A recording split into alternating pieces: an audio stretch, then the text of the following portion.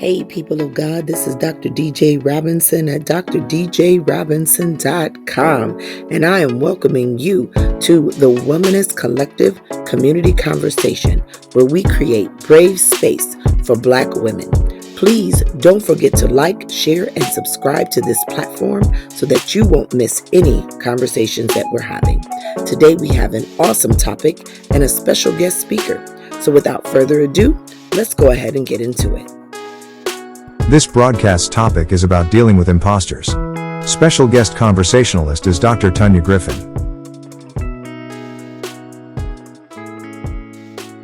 Exactly what you're saying. When you were talking earlier, we were talking about, what the definition of the imposter syndrome is, and that's for people that, are faking, basically faking. They're just being they're phony, they're being something that they are not. And some of the motivation behind it, may be some type of social pressures that people face. When you were speaking earlier, I thought about Saul and David, their relationship dynamics and how Saul coveted. I mean, if we really were to dig deep into that psychologically, that Saul coveted David's gifts. I mean, here it is. David was able to he was fearless, his fearlessness. It wasn't about him defeating Goliath. It was about the fact that he was fearless. These are certain gifts or personality traits that are coveted, by other people that they just do not have for some reason. Right, because we're all gifted with different things, right? You're just sometimes not happy with the gift that God has given you. And when you're not happy, that automatically puts you in competition, right? So similar to what you just used, the example with David and Saul. Saul should have been comfortable, right, with what God has given him. But every time David showed up, the way that he must have used his musical talents was different. The way that he showed up with this courage, even if he didn't have it, for some reason, Saul didn't like the way that David showed up with all that God had given him. And the truth is, David just wanted to use what God has given him, right? It wasn't to be in competition with Saul. Saul made it competition because he didn't like it when David showed up, when David was probably saying to himself, I just want to use everything that God has given me, right? And even though it's different and distinct than what God has given you, God has created room for all of us to be able to use and to exercise our gifts. The problem, if it doesn't happen where we can't create space for everybody's gift because you don't like the way that my gift shows up when it's in your presence. And it makes you feel that some people say in the street some type of way. And it's unfortunate because your gift to the body of Christ is the same thing I told you. I said that you're brilliant, right? And unfortunately, everybody doesn't get to experience that brilliance because when it is that you come around into those spaces, your brilliance gets shut down. Why? Because how they feel about what they have in comparison to what you have. They might feel that your lights shine more on your tree than theirs. And so the goal is to shut your lights off. Like using the example of David and Saul. David didn't intend for this to happen. God just gave it to him. He just wanted to use what God had gifted him with. And for some reason, Saul felt that it shined brighter than the gift that he has given. He wanted to make sure he could shut that down. Mm-hmm. Yeah. And we are starting to find that now that we have this social media present, there's a lot of attitudes, moods, and behaviors behind these screens and interpretations, right? Right. That's the Come on, Doc. there, right? Because who you are in social media sometimes is not who you are in real life. And so that's number one, right? So these can be some of the manifestations, that impact people's personal and professional lives, because social media plays a huge factor in the imposter syndrome. What do you think? How can these manifestations of imposter syndrome impact in individuals' personal and professional life. Right. So how it impacts it quite simply is what you said. They show up even in social media spaces as something or someone they're not, right? And to me, the measurement is always, I sometimes laugh and say, I know you for real, but you're showing this different type of side of you or who you are on social media for whatever reason. I think it ties back to what you said earlier, the low self-esteem and how it's playing out, right? You don't, in some ways, like what you have been given. You don't feel that what you have been given is adequate enough. And so social media, in some ways, it allows people the opportunity to show up as somebody that they're not. And they like that. That's a falsehood. This is, and I'll bring this in. You might not like this example, this song, but Nicki Minaj has a song, I Don't Want No Frauds. Right? She don't want any frauds. And she talks about this ideal of this, you're showing up as something that you're not.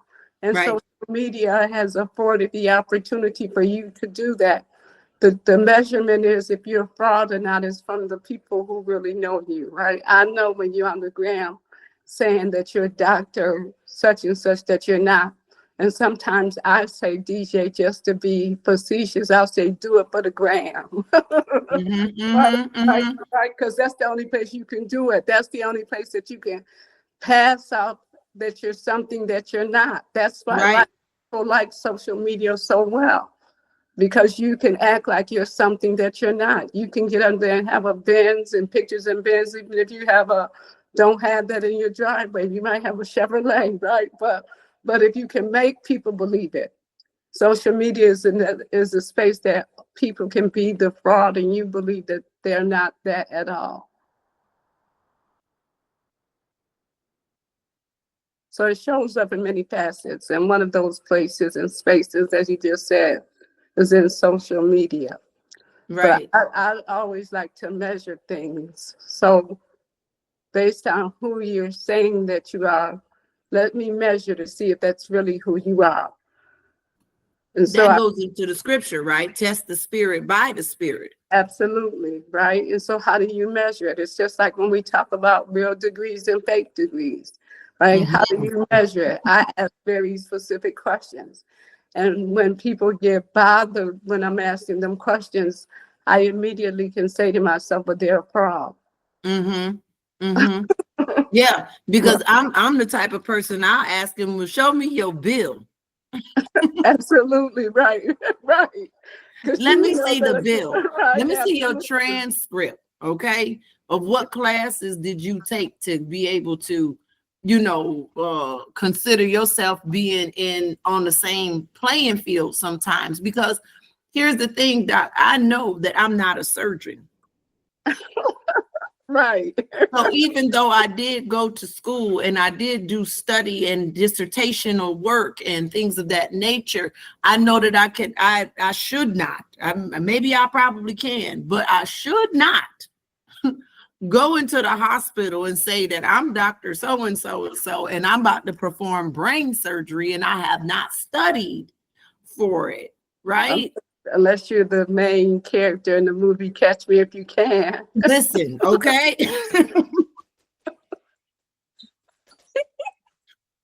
One day he was a doctor, and the next day he was a lawyer. Right.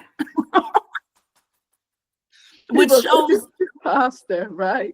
Right. And that is very much so an imposter, and again, I'm starting to realize that there are people. Now, there's another side of that now that I when I went out and researched on it about, how this can impact someone's personal and professional life. There's another side to that imposter syndrome that I actually after doing the research, I identified in myself. And a part of it, Doc, was that I would dummy myself down, right? And it still falls into the same lane of being something or making yourself to be something that you're not, right? So I would dummy myself down so that I would not offend anyone else. So now I'm uncomfortable because I'm fraudulently being not brilliant, because I'm afraid or I fear that someone will take offense to my brilliance, and I just don't want those kind of problems. Right. Yeah, we talked about this, and I shared how I realized the same thing, and for me, and so that I can operate in the spaces where God has called me, I realized that those spaces wasn't made conducive. The atmosphere wasn't conducive for me fitting in those spaces. And so, unfortunately, I had to move out of those spaces, because each time that I would go into those spaces, people would say, well, she thinks she knows more than us just by the first two letters in front of my name. And I would say, no, I don't think I know more than you, but I do think I know some things, right? But you won't allow me to be a contributor in a real meaningful way. And God has given me this gift to contribute. And so if this space is not going to be conducive in this atmosphere for me to contribute in meaningful ways, then for me, the sad news was that I needed to leave out those spaces, because I was allowing myself to be abused in those spaces. Like you said, dumbing yourself down. Because you're putting yourself in spaces where you know people are not going to be able to appreciate that gifting by Right. you, and you know it by what you said. You had to dummy yourself down. The question would become, why would you do that, right? You do that, why? To fit in. Well, they had this saying, you're not called to fit in. And so if you want to fit in those spaces, and then you would need to dummy yourself down, and then thereby all of the type of abuse that happens in that space, then you subject yourself to be there in those spaces to that abuse. For me, I had to move out of those spaces, because I realized each time that I was going in it, I continued to hear the same thing over and over again. Or you think you know more than us, or we're tired of you talking about your degrees in seminary, or just those types of things. And so I realized these particular spaces didn't make room for my gifting. And so I had to do myself a favor, and to say, even though I love these particular people, and I love their churches, and I love the things that they're doing in their churches, this space is not conducive for where I have grown and how much more I will grow. And so if there's a term that says you outgrow these spaces, maybe that could be true.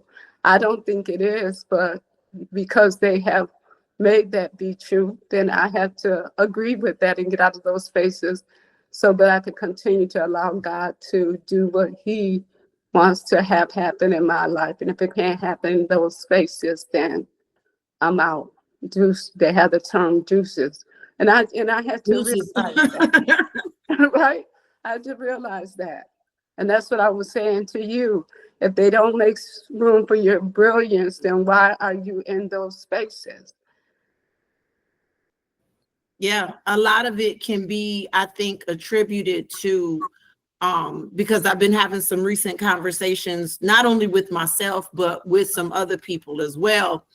And even in this moment, what sparked for me is that these certain spaces that don't allow you to be brilliant, which is, let's start to shift into the spiritual language now, where God, to be all that what God has created you to be, which is brilliant, which is beautiful, which is capable and competent, right? To be able to attain these degrees, and to be able to research and to study and to dig deep, and these different factors that are uniquely gifted to you. Not that everyone doesn't have, everyone has ability to research and do things, but there's certain lenses and perspectives that only God will allow you to see. And so with that, I was asking myself, can this imposter syndrome be shown in the mechanisms or the social behaviors of the church? Because you have a lot of people, again, if we use this definition, that they're acting as, to be something that they are not, right? Absolutely. Then that also plays on, the opposite side, where people, here it is, here's the biblical language, have the appearance of godliness, but have absolutely no power. Mm-hmm. Thank you so much for tuning into this broadcast. If you'd like to get access to more content, remember to visit my website to listen to podcast archives and videos. You can find them at drdjrobinson.com/broadcast. Thanks again for tuning in. I pray that you have strength in your body, wisdom for your mind, and peace in your soul. May God be with you until we meet again.